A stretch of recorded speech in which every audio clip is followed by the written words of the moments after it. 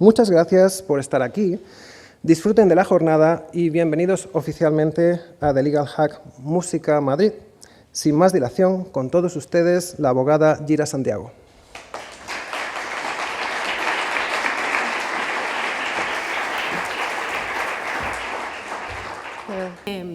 Quiero hacer que pasen mis compañeras Teresita y Franchelina. Este invento surgió un día en Miami, en donde comenzamos a hablar de las necesidades que existen en la industria musical y nos pareció que era necesario. De pronto íbamos a eventos y nos parecía que los temas se tocaban como muy generalmente, ¿no?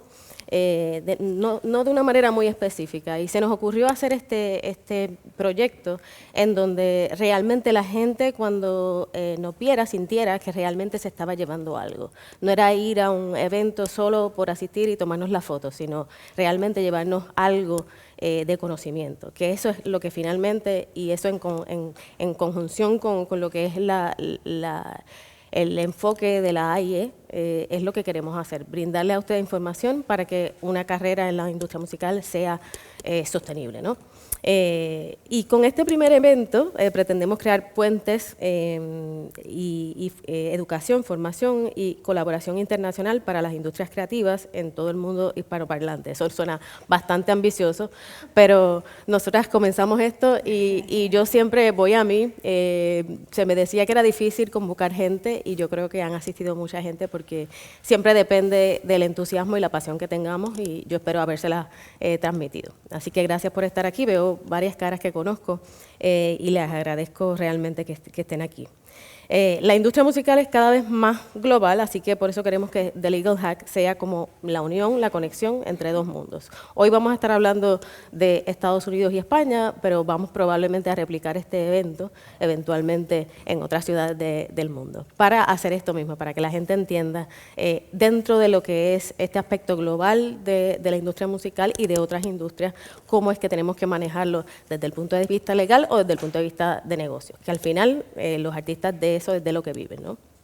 Y bueno, y gracias nuevamente a IE, a Álvaro y todo ese equipo por todo el apoyo. Esto no hubiese sido posible. Yo llegué el año pasado a Madrid y me quiero quedar. No sé cómo voy a volver, no sé cómo voy a volver al tráfico de Miami, pero me han recibido con mucho cariño, así que estoy muy contenta de estar aquí. Como le indicaron, vamos a estar haciendo una encuesta durante mi panel, van a ver el código QR y vamos a pasar ahora un video que va un poco a adelantar lo que vamos a estar discutiendo en el primer panel. Así que con ustedes, el equipo técnico.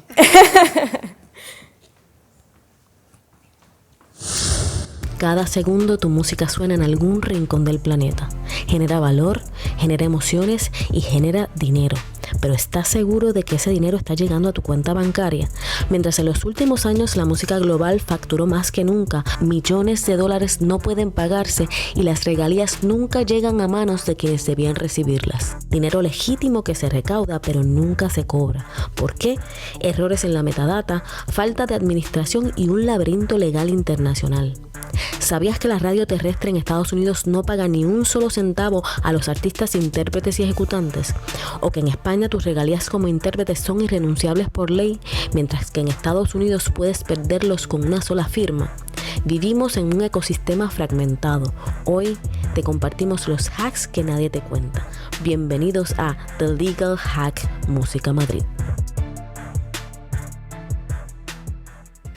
Bienvenidos, Álvaro. Ya mismo voy a hablar sobre quién es Álvaro y su trasfondo, pero antes que todo, yo que soy profesora, pues a veces me pongo un poco a estructurar todo antes para que puedan seguir la discusión. Este panel no es solo sobre leyes, vamos a explicar los marcos legales de ambos países y luego discutiremos aspectos prácticos. Como les dije, yo lo que quiero es que se lleven tips prácticos sobre, dentro de los proyectos, cómo hacer que llegue el dinero más eficientemente. Y vamos a pasar por todas las etapas de discusión con Álvaro, que puede tornarse un poco técnico, pero vamos a tratar de hacerlo lo más ameno posible. Primero vamos a hacer una distinción entre los derechos que redundan en el recaudo de regalías, aunque en la discusión nos vamos a enfocar en lo que hace ahí, que son los derechos conexos, en particular lo que son los artistas, intérpretes y ejecutantes. luego una discusión breve sobre el conceptos de derecho internacional. No nos vamos a detener demasiado ahí porque es complejo, pero para que lo comprendan, porque es que los aspectos prácticos se entienden si se entiende la teoría legal. Vamos a hacer una comparación de los enfoques de cada sistema. Cada sistema en Estados Unidos y en España, bajo el common law y el derecho civil, tiene un enfoque diferente que un poco explica por qué ciertos resultados nos parecen un poco anómalos y no tan acordes con lo que nosotros querríamos que fuera la protección de los artistas, ¿no? y de los creativos. Y también al final, que esa es la parte que les interesa a ustedes, vamos a discutir los hacks, la parte práctica, en particular el recaudo de regalías multiterritorial y el desarrollo de estrategias para hacer esta gestión, como ya dije, más eficiente. Y la pregunta clave va a ser, en proyectos que son globales y que tienen un potencial de serlo, porque hay proyectos en donde uno trabaja, pero que rápidamente van desarrollándose, ¿qué ustedes deben saber y sus equipos de trabajo, incluyendo a los abogados, que hay unos cuantos aquí que conozco sus caras, para hacer más eficiente ese el cobro de regalías global, ¿no? Tenemos hoy, Álvaro, el privilegio de contar con Álvaro Hernández Pinzón, que ya lo hemos mencionado anteriormente, director general de la Sociedad de Artistas AIE, quien nos ofrece una perspectiva legal, también práctica de estos temas y en particular, como les mencioné, derechos conexos. Aunque esto un poco, la discusión en cuanto a qué pasa a nivel internacional, qué pasa entre cada país, puede ser aplicable en cierta medida al resto de los derechos, ¿no? Tú eres, la función tuya en AIE comprende las áreas de recaudación, reparto, socios y jurídico de la entidad. Eres vicepresidente de IMARA, Alianza Internacional que defiende los derechos de los músicos en todo el mundo, miembro del comité FILAIE, si lo estoy diciendo bien, Federación Latinoamericana de Artistas, Intérpretes y Ejecutantes, vocal de la Junta Directiva de ALADA y abogado en el ejercicio desde 2001.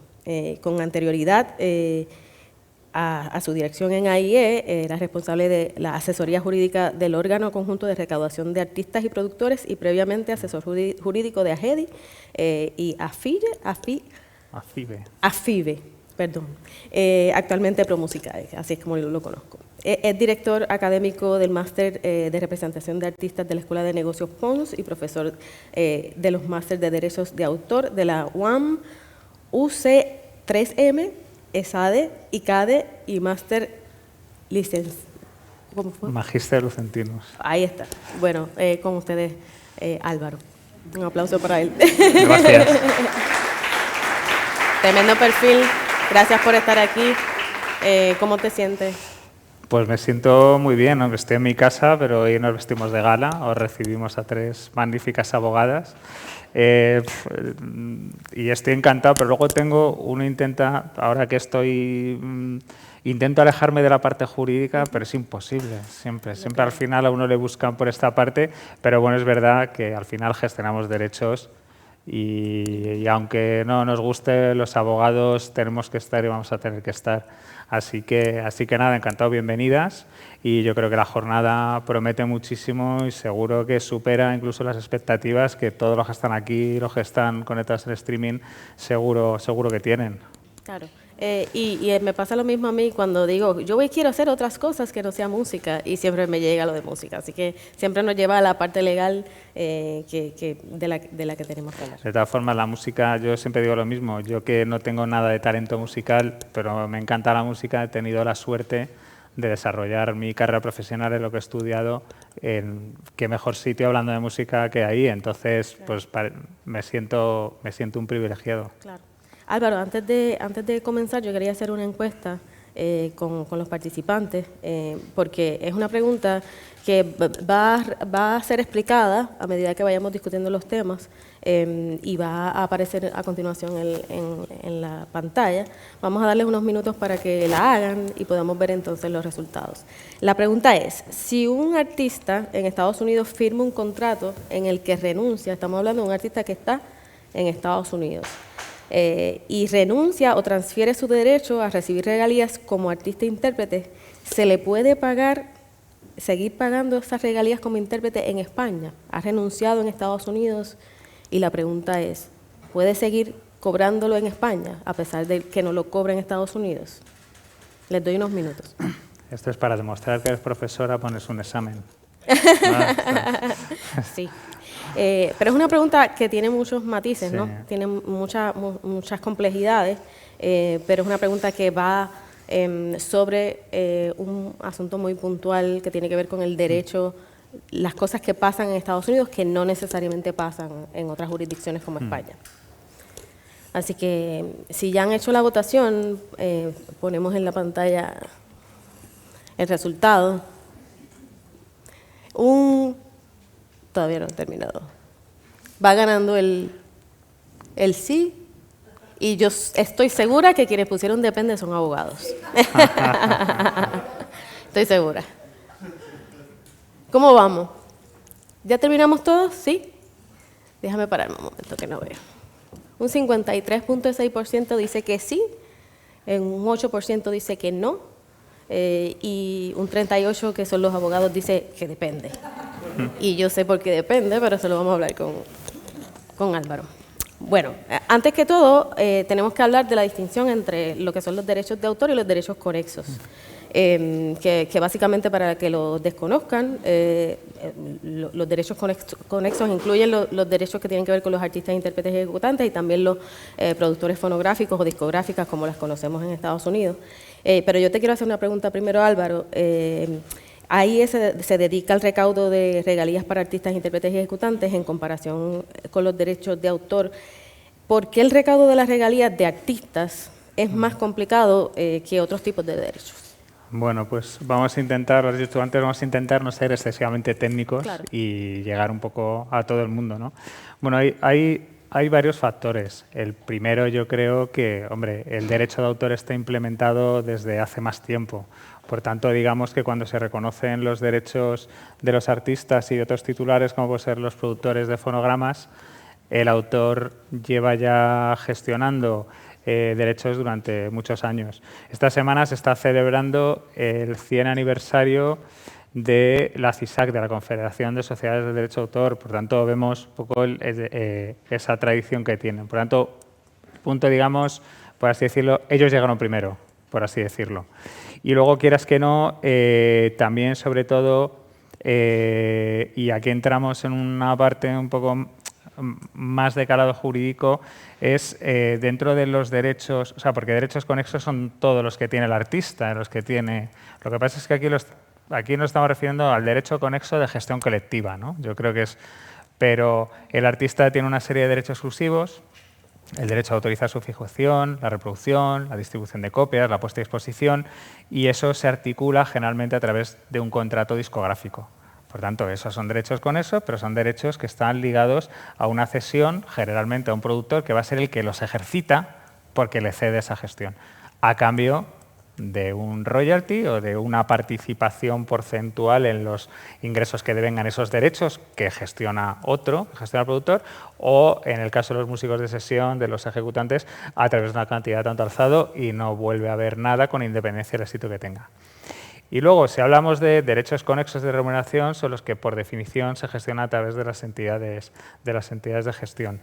Y esos derechos son los que se gestionan de forma colectiva y los que de alguna forma, con distinta naturaleza, pero están, digamos, configurados a imagen o semejanza de los derechos que gestionan las sociedades de derecho de autor. Pero ¿cuál es la diferencia fundamental y a dónde quería llegar? El derecho que gestiona una sociedad de autor generalmente es un derecho exclusivo, o sea, como el que el artista le cede al productor, que generalmente lleva intrínseco que el titular de derecho puede prohibir que se realice el acto, por ejemplo, reproducir, pues eres capaz de prohibir.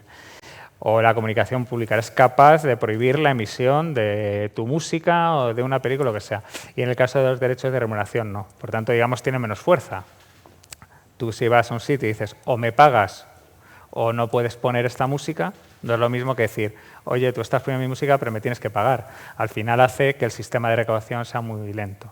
Sobre todo en países en los que, por decirlo de una forma fina, hay más resistencia al cumplimiento de las leyes o del pago de derechos y demás. Entonces, al final, los procesos de recaudación son muy lentos. Alguien está usando tu música, tú le reclamas, intentas por la buena, luego tienes que ir a un procedimiento de conciliación, luego vas a un juzgado, luego hay una sentencia, luego la recurre otra vez y cuando ya por fin tienes el dinero ahí en la sentencia, ha desaparecido y no puedes cobrar, en el peor de los casos. Entonces, en fin, es eso, ¿no? Entonces, esa parte tiene que ver. Y luego, y para mí es fundamental, el tema de la homogeneidad. Derechos de autor, prácticamente en todo el mundo están los derechos de los autores en el mismo plano y tienen prácticamente los mismos derechos. En el caso de los artistas hay mucha desigualdad dependiendo regiones y dependiendo países. Hay derechos que están muy implementados y que sonarán a todos, la radiodifusión y la comunicación pública, o sea, utilizar música grabada para emitir a través de una televisión o una radio, o poner música en locales públicos. Eso prácticamente está implementado en todo el mundo. Estados Unidos no, o sea, sabemos que hay excepciones.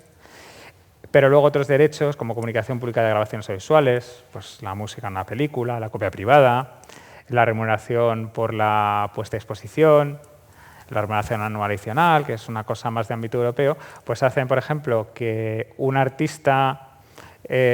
pues pongamos el caso, un artista mexicano en su país va a cobrar por la radio y la comunicación pública. Cuando viene a España, si su música es en España, va a cobrar por eso mismo, además le van a pagar la copia privada y le van a pagar la remuneración por la puesta de exposición. Bueno, le vamos a pagar la puesta de exposición y si su música está en películas, la comunicación pública, puesta de exposición de grabaciones audiovisuales. Y cuando es español, cuando un artista español se vaya a México, pues solo va a percibir derechos por la radiodifusión y por la comunicación pública. Entonces, eso hace que todos tenemos, como digo, dos modalidades que sí que están asentadas, pero luego hay mucha diversidad. Por eso, una de las funciones que hace AIE, bien directamente o a través de las federaciones, pues SCAPRA, que la preside José Sevillano, FILAIE, que la preside Luis Cobos, y Mara, la cual tengo una vicepresidencia, es intentar expandir el estándar español, que es el lugar donde los artistas tienen más derechos de gestión colectiva, tratar de expandirlo a otros lugares para que haya homogeneidad y estén protegidos en todos los sitios. Pero obviamente no es una labor sencilla y, en fin. Claro, que no es sencillo de por sí con el resto de los derechos que tienden a ser un poco más homogéneos en cuanto a los derechos de autor, pero en este caso tienden a variar bastante de territorio a territorio y por eso vamos un poco a comparar España y Estados Unidos, pero hay unas diferencias muy fundamentales que, como les dije, resultan unas cosas que nos parecen muy extrañas desde el lado de acá. Pero también existe mucha confusión, yo pienso, según lo que escucho en las redes sociales, mis clientes, porque hay muchos artistas que quizás piensan que hay una sola ley de propiedad intelectual y que quizás a lo mejor porque vivo aquí en España lo mismo debe aplicar en Estados Unidos y en Colombia y demás. Pero la realidad es que cada país tiene pues su propia legislación. Sí es cierto que los países se ponen de acuerdo, no me voy a poner muy técnica, llegan a unos acuerdos internacionales en donde se comprometen a nivel de legislación local a adherirse, ¿no?, a esos principios básicos. Pero aún adhiriéndose a esos principios básicos puede haber diferencias entre lo que se da en un país u otro. Puede ser más restrictivo en uno, menos restrictivo en otro. Pero en relación a las regalías, también cada país tiene su propia entidad de gestión colectiva. Entonces, y muchos artistas se preguntan cómo se cobran esas regalías en otros países. Entonces, yo quisiera que discutiéramos un poco cómo se cobran las regalías de otros países si un artista es socio de AIE, ¿verdad? Digamos que el centro de operaciones, si lo ponemos así coloquialmente, es AIE, desde aquí se hace. ¿Cuál sería el mecanismo para recaudar internacionalmente, dado que cada país tiene su propia ley y su propia entidad de gestión colectiva? Mira, por acotar un poco el tema y también, como te he dicho, ponerme el gorro de profesor, o sea, yo siempre cuando doy clase a los colegas abogados, siempre digo, hay una cosa que es muy obvia, ¿no?, pero hay tres niveles normativos de legislación. El internacional, que hablando de nuestra materia solo, internacional, que está constituido por los tratados internacionales, bien los administrados por la OMPI, por la Organización Mundial de la Propiedad Intelectual, por la Organización Mundial del Comercio, tratados bilaterales, tratados de libre comercio. El regional, en aquellos lugares en los que hay entidades supranacionales de un territorio, Unión Europea fundamentalmente, Comunidad Andina, Mercosur en esto menos y luego los países. Entonces, según estemos en esos niveles, podemos ir viendo que vamos de menos derechos a más. Es decir, aunque en una comunidad, por ejemplo, en la Unión Europea, que yo creo que es el ejemplo, porque los países miembros, los Estados miembros de la Unión Europea han cedido la soberanía normativa en materia de propiedad intelectual a las instituciones de la Unión Europea.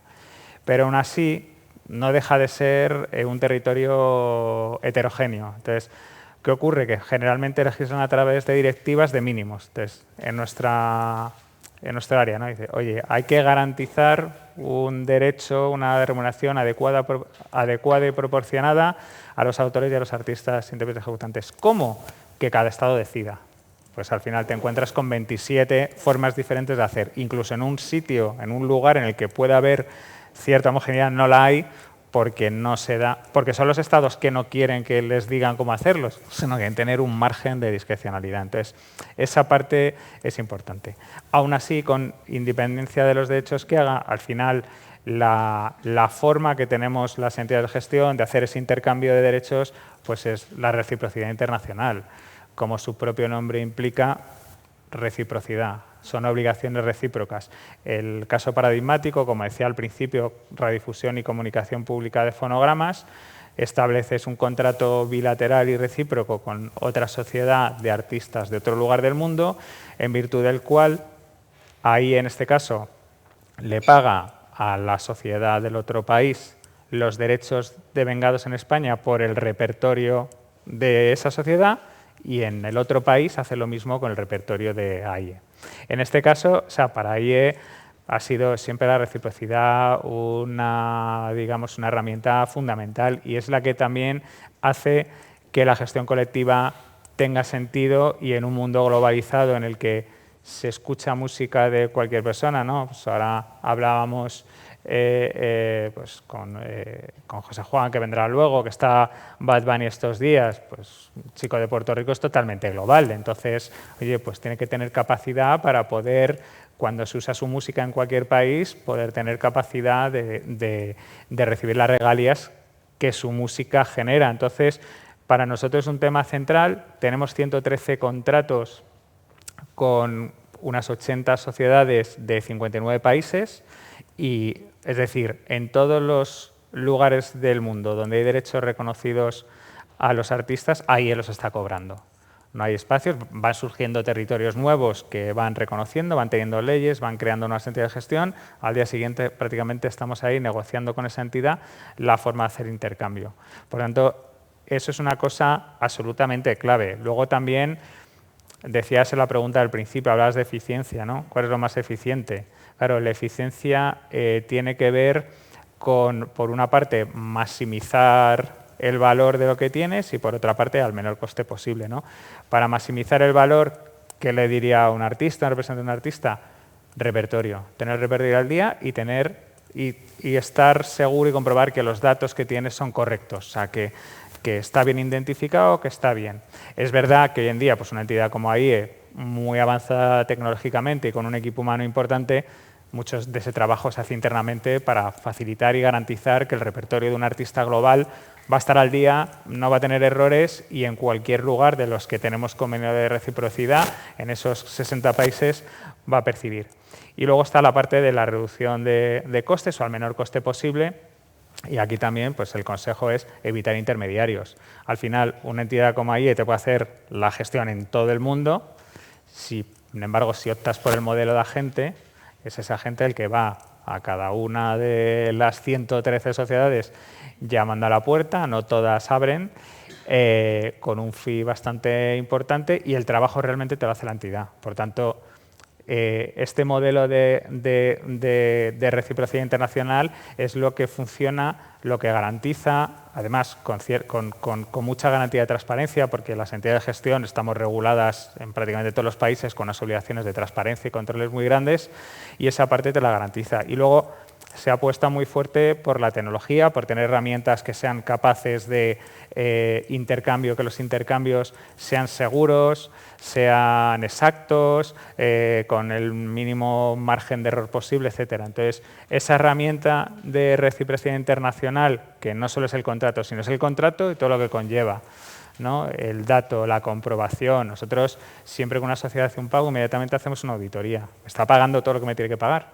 Para eso tenemos datos de radios de todo el mundo, de qué está sonando en cualquier emisora de radio de cualquier lugar del mundo, para garantizar que lo que le pagamos al artista es lo que le corresponde. Claro, y yo creo que el primer hack es la metadata, siempre es un asunto importante de que esa data relacionada a esa propiedad intelectual sea correcta para poder hacer un tracking de ese uso y poder pagar. Pero yo creo que vamos a discutir un poquito más las cuestiones prácticas más adelante, y antes quiero hacer una distinción que es algo yo vine a estudiar aquí a España, me encanta estudiar, y de pronto vengo aquí ya con mi visión de Estados Unidos, acostumbrada a cómo es la industria allá, y me encuentro quizás con el mundo al revés, ¿verdad?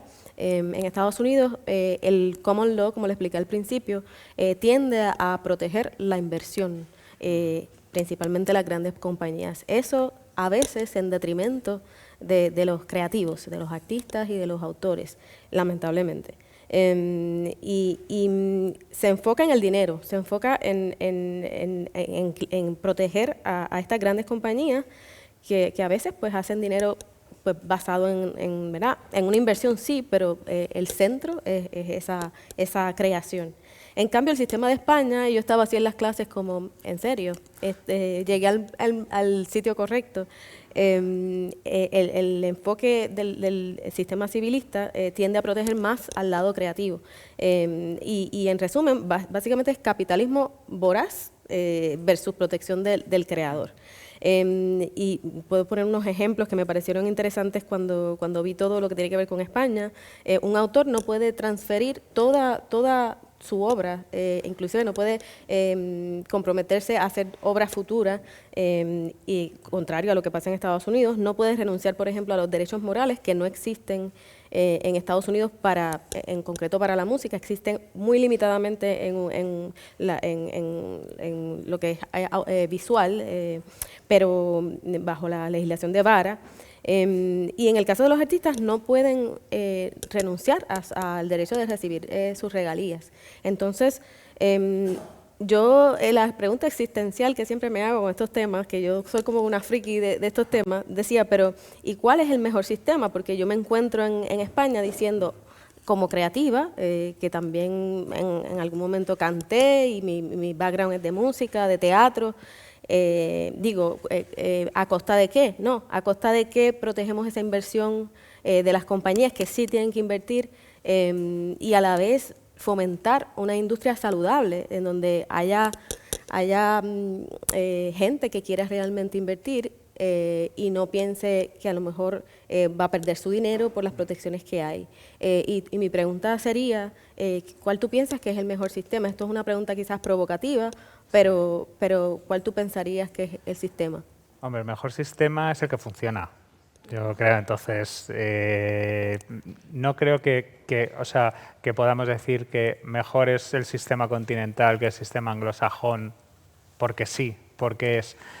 Los sistemas jurídicos parten, por supuesto, de una tradición histórica, unos hechos históricos, una cultura, unas instituciones formales e informales. O sea, son fruto de muchas generaciones, de mucha gente, de muchas costumbres y muchas prácticas, y por tanto no quiere decir que un sistema que funcione en un sitio legal pueda ser adecuado para otro. A ver, esta discusión la tenemos mucho, como decía antes, en la Organización Mundial de la Propiedad Intelectual, entre comillas, ¿no? Pero es como el legislador internacional, ¿no?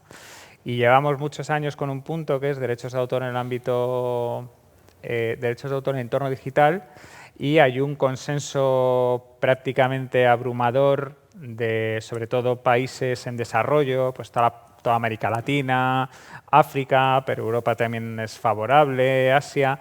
Y sin embargo Estados Unidos pues bloquea cualquier iniciativa porque dice que el tema de los derechos en general, derechos de autor, derechos de los artistas en entorno digital es un tema contractual y que eso se maneja prácticamente contractual.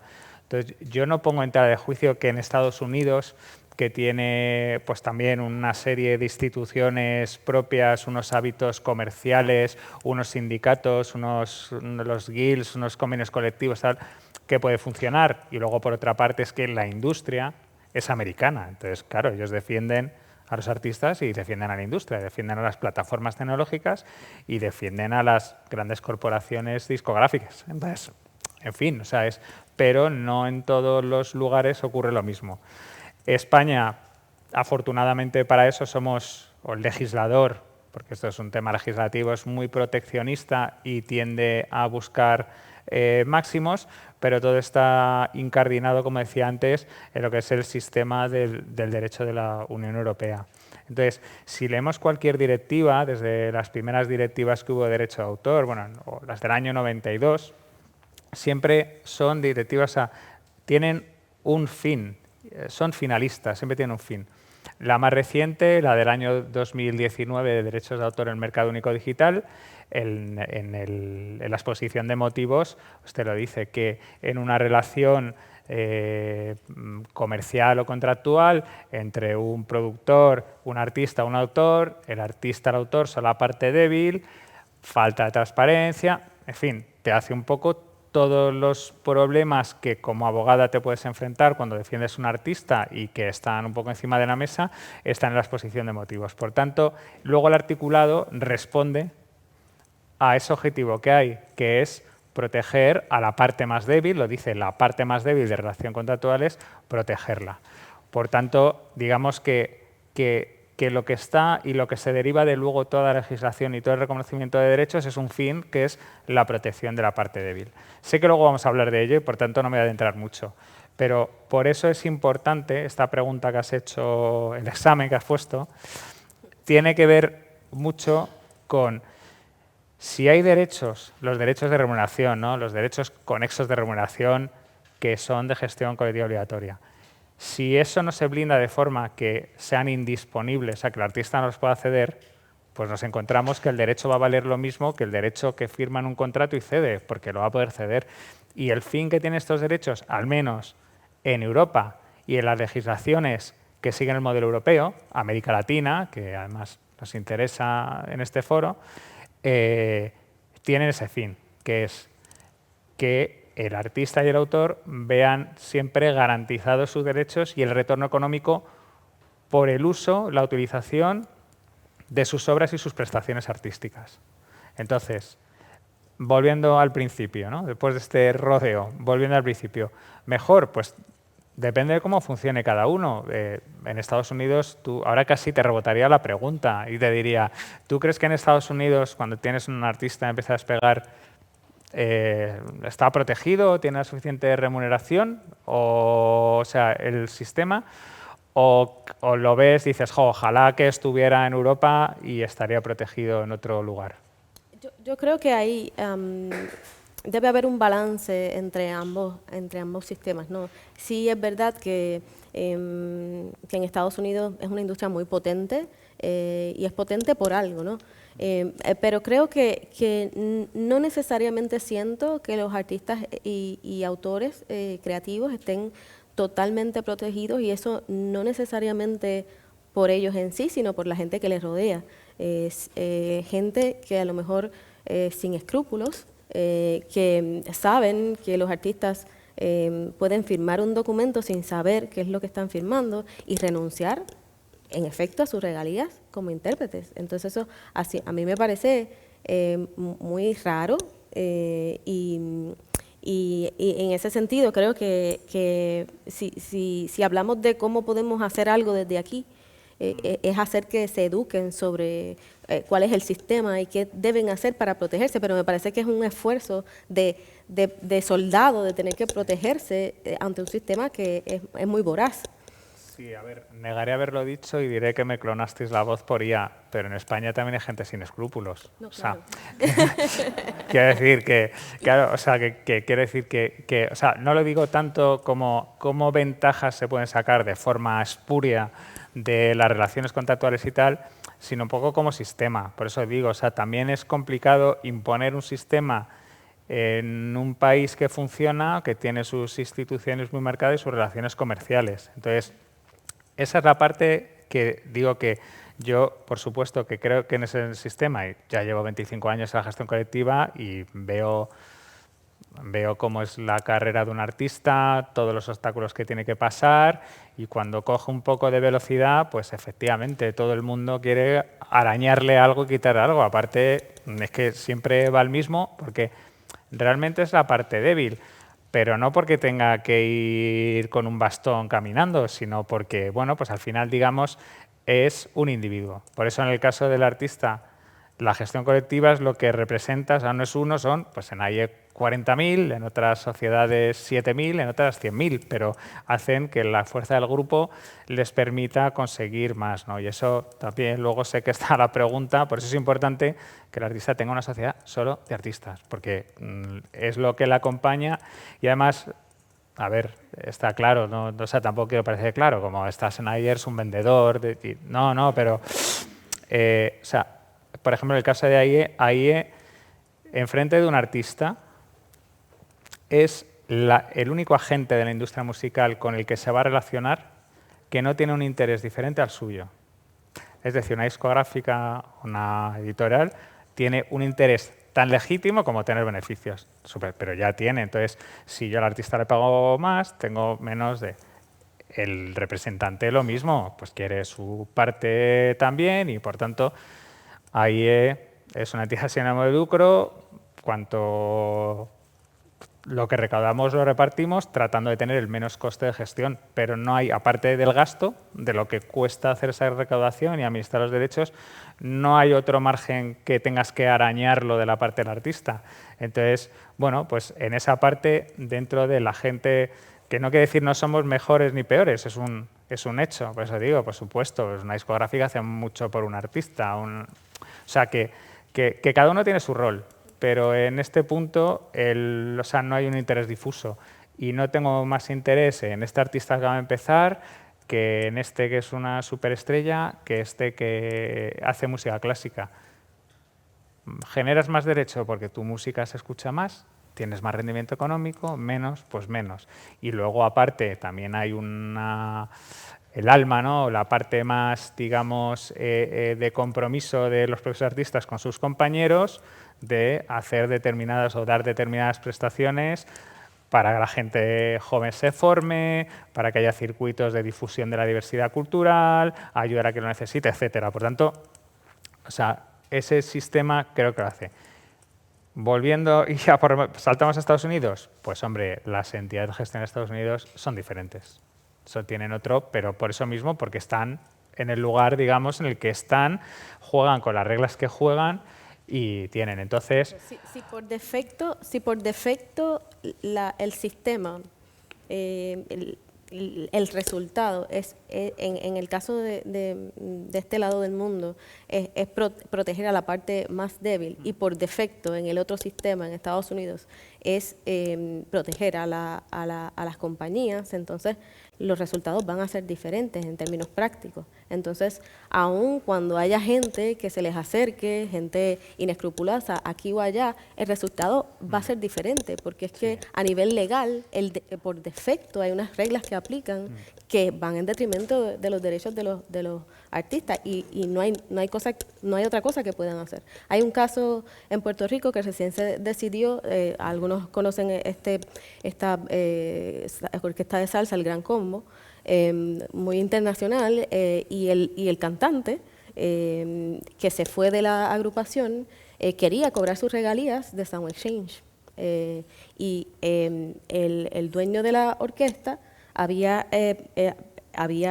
registrado sus derechos y quería cobrar los derechos de ese cantante. La alegación en la demanda es que lo que se hizo fue un work for hire.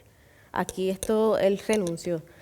a estos derechos porque él firmó, él era un empleado de esa, es una de las pocas orquestas en Puerto Rico que tiene una cooperativa para pagarle un sueldo a sus empleados y tener beneficios.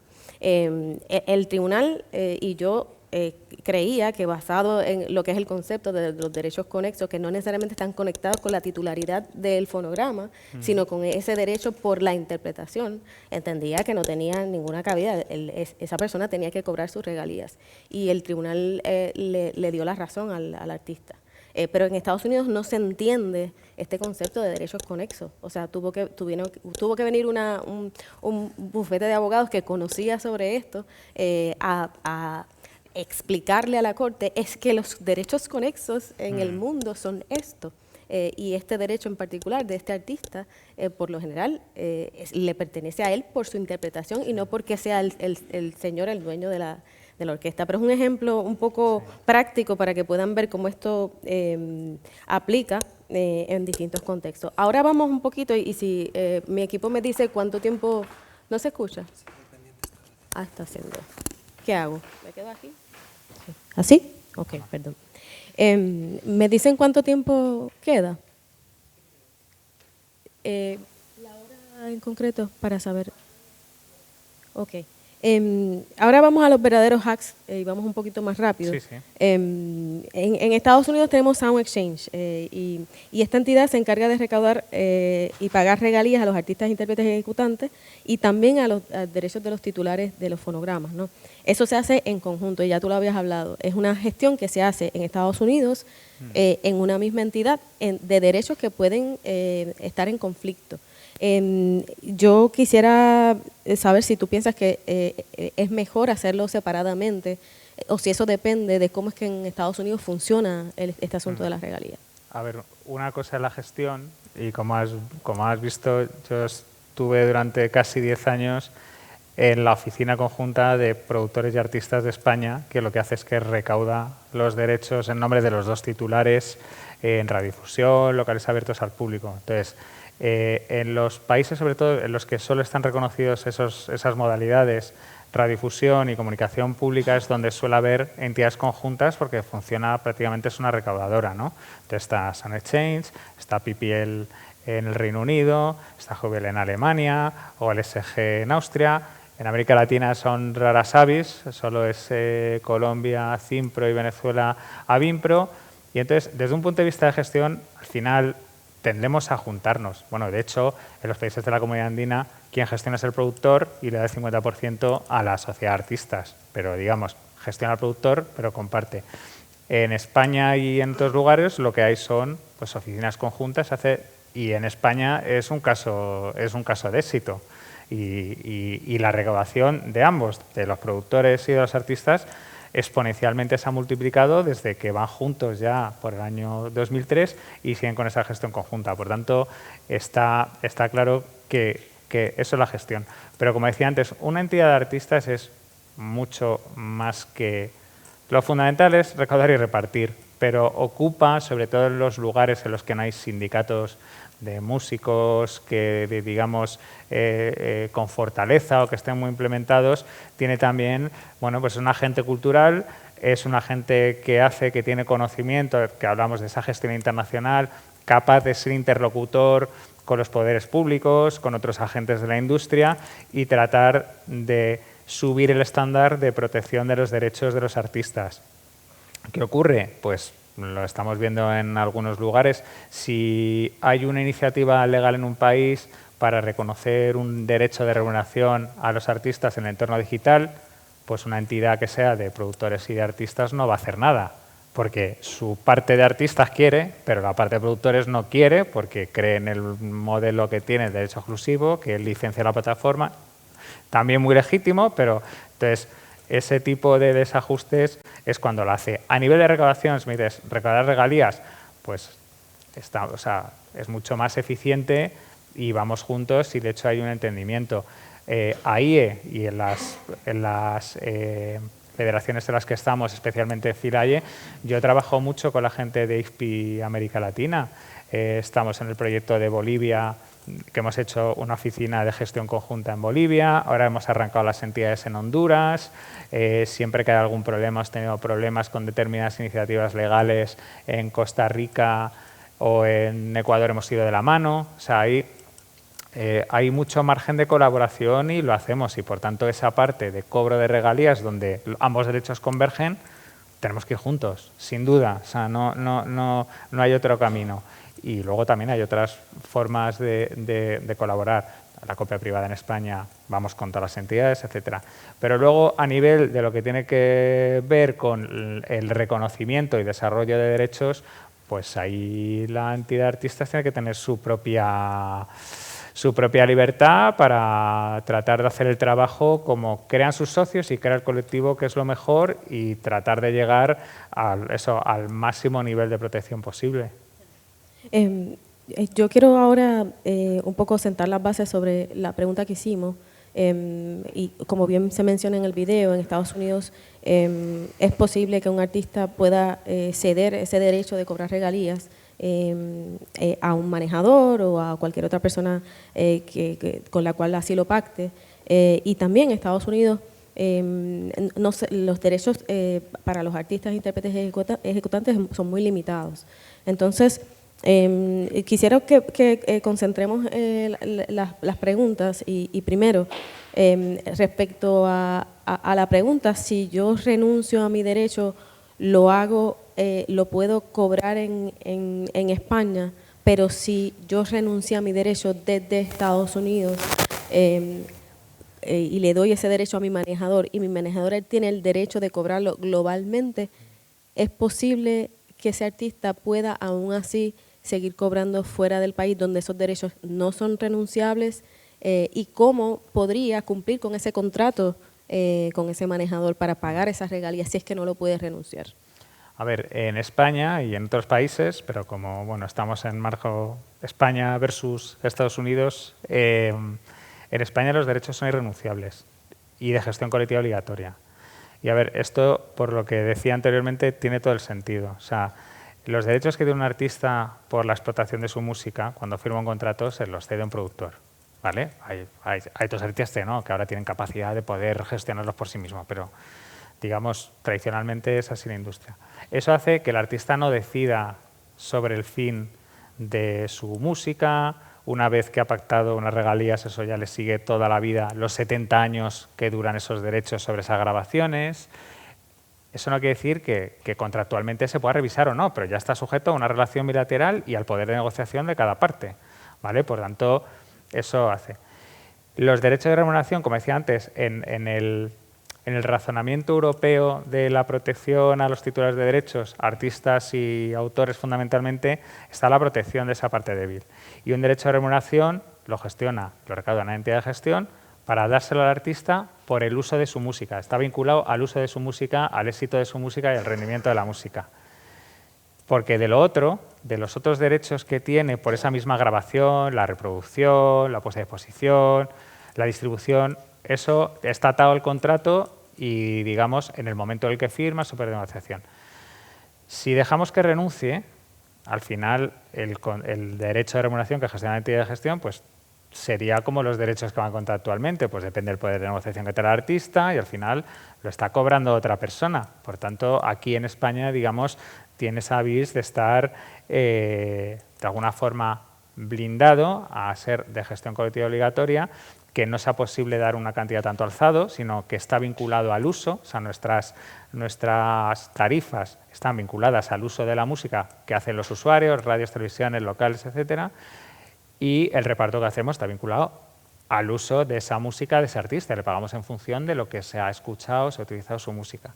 Entonces, claro, coger y desproteger de esa forma, pues hace que el derecho de remuneración carezca de sentido. Porque pues se ha hecho para garantizar la remuneración, pues se lo puede ceder y lo puede ejercitar y cobrar otro, pues ya no tiene sentido. Por tanto, aquí en España, y a ver, no lo hemos encontrado, yo me he encontrado empresas que han venido y que quiero cobrar los derechos de tal artista que me ha cedido. Bueno, en casos irrenunciables, no se puede. Pero es que por contrato, bueno, el contrato no obliga a IE le obliga a la ley, entonces tienes. Nosotros no nos metemos en lo que hace el artista con ese dinero, puede hacer con él lo que, pero nuestra relación es con él y directamente con él, y nosotros por lo menos en esa relación de recaudación del usuario, administración y distribución de regalías garantizamos la trazabilidad usuario, artista. Luego obviamente el artista es libre para que una vez que ha recibido la distribución, hacer con ella la que esté oportuna, pero por lo menos garantizarle que digamos que eso lo tiene blindado. Que le llegue y decida eso lo que va a hacer. y que le va a llegar. Si firma un contrato, hace no sé qué, pues... Pero nosotros siempre, la relación es con el artista y se paga al artista. Claro, y la consecuencia práctica en términos de lo que pasa en Estados Unidos es que, en efecto, se le puede hacer una carta de instrucción, una LOD si la han escuchado, que es una instrucción a la entidad, que en este caso es Sound Exchange, para que pague directo al manejador. Eso es posible inclusive con los productores, y entonces esa es la anomalía respecto a lo que pasa en España. Y hay algunos, la Letter of Direction, hay algunos artistas que se están tirando los pelos, porque en ese momento, bueno, pues quiero grabar con este productor o quiero que este ingeniero de sonido esté, pues hablamos, pues rascamos de la parte del artista, y de repente tienes un éxito y ves que el 50% de lo que está generando tu música va a un señor que en un momento determinado hizo no sé qué, pues claro, pues eso aquí, por ejemplo, no es posible. Claro, o sea que la contestación a la pregunta era... Que cobran en España sí o sí. Ajá. Así que los de Depende les suspendemos también. Bueno, a los abogados les suspendemos. Gracias, Álvaro, por todas esas explicaciones, fueron de mucha ayuda. Pasamos un momentito, si alguien tiene preguntas en la audiencia, que por ahí vemos a alguien, si le pasan el micrófono.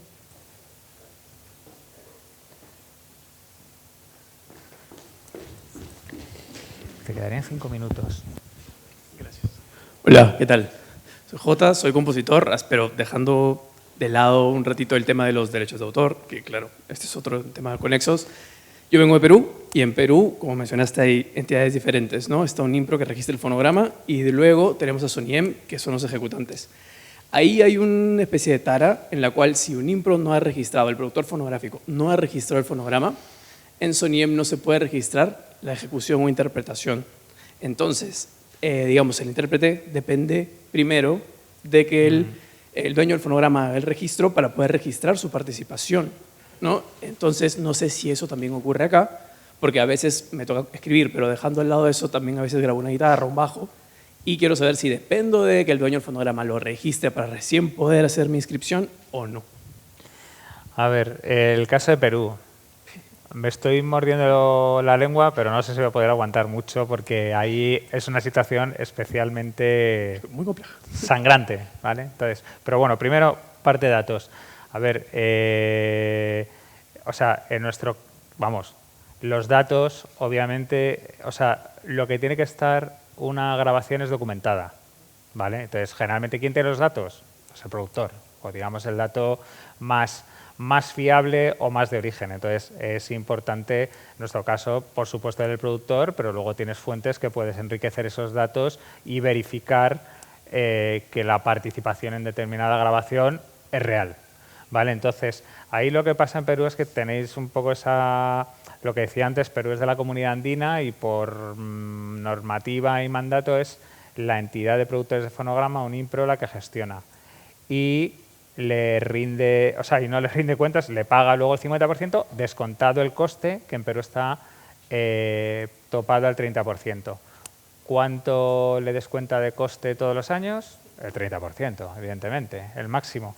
Además, incapacidad de poder decidir, porque ahí es el 30%, pero está el salario de los trabajadores, con lo cual SONIEM no tiene ningún tipo de influencia en nada. Entonces, digamos que está un poco vendido eso. Y luego también ocurre que la gestión, la recaudación la hace Unimpro, entonces hay lugares de Perú a los que no van porque no suena la música que representa Unimpro, pero sí están los artistas que representa SONIEM. Entonces, se produce por llamarlo de alguna forma, esa tara del sistema que la gestión de los derechos de los artistas no solo depende de la gestión de los productores, sino que está totalmente a merced decidan en cada momento. Y pese a tener un regulador muy potente, porque Indecopy es muy potente en Perú, que es su oficina de derecho de autor, tiene muchísima capacidad sancionadora, reguladora, tal. En este caso mira para otro lado. Entonces, bueno, pues, ya, o sea, digo, yo creo que también ahí, por parte de los artistas, pues lo que tenéis que hacer es, desde la medida que podáis, presionar también para que vuestras grabaciones estén documentadas y se puedan luego gestionar y distribuir regalías a través de SonyM. Además, te digo, SonyM es una entidad que cumple sus obligaciones, tiene reciprocidad con AIE desde hace muchos años, hace muchos esfuerzos para cumplir sus obligaciones, por supuesto, con sus socios y fuera, y ayudar también en esa parte, ¿no? Para que ellos puedan gestionar pues toda la música peruana que suena en cualquier lugar del mundo. Mi pregunta iba más como aquí. O sea, aquí, digamos, yo como intérprete puedo hacer un registro directo de, imaginemos, la canción ya está en plataformas y en la metadata figuro como intérprete de tal instrumento. Pero si eres socio de AIE, sí. Sí, directamente. Sí, sí. Ok, sin necesidad de lo otro. Esa era la pregunta. Va, gracias. Gracias. ¿Alguna otra pregunta? Por aquí. Hola, ¿qué tal? Vale, yo tengo varias. Una, habéis hablado de Sound Exchange.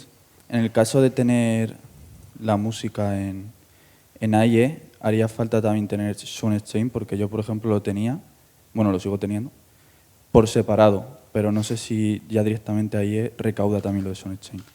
Okay.